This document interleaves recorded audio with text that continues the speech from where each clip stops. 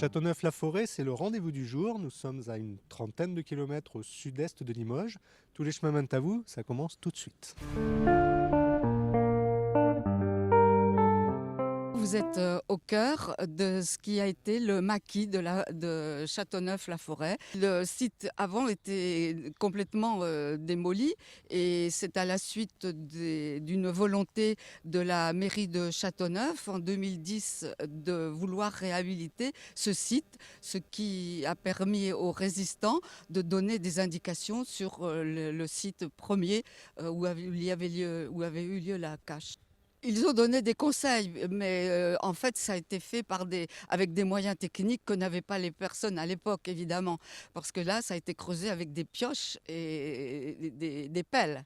Ça veut dire qu'il y avait combien de personnes qui pouvaient vivre dans ces caches-là À l'origine, ça a été fait pour 5 personnes. Donc Georges Guingois, qui était clandestin depuis 1941, qui se cachait, et 4 autres personnes qui devaient aussi se cacher, être dans la clandestinité.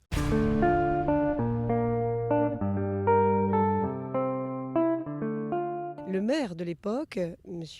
Amédée Tarade, en 1923, décide, pour matérialiser le sacrifice des soldats tués à la guerre de 14-18, de proposer au conseil municipal un monument. Et ce monument, c'est la Statue de la Liberté éclairant le monde de Bartholdi, qui va symboliser cette liberté et cet engagement du maire, qui était un républicain convaincu et qui était un pacifiste et un humaniste. La Statue de la Liberté pour Châteauneuf est un emblème, elle est presque dans l'ADN des habitants de ce territoire. Ça continue à vivre. Il y a des personnages autour là. Alors les personnages autour, c'est un devoir de mémoire qui a été fait par les enfants de l'école primaire de Châteauneuf avec leur maîtresse Madame Jacques Blacourt, qui symbolise par ses figurines le côté sombre de la guerre, la souffrance, l'horreur, et le côté éclairé de l'espoir, de la fragilité du monde, mais aussi de l'espoir, oui, de l'espoir. Et régulièrement, lorsque les dates correspondent, les enfants de l'école viennent au monument aux morts. Nous avons une harpiste qui vient donner des concerts. Ce monument vit. Cette statue de la liberté vit. Elle vit vraiment.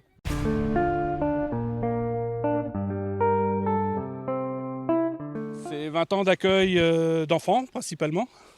En vacances, mais aussi de familles, de personnes handicapées autour de la nature. Et on accueille aussi des groupes à la journée.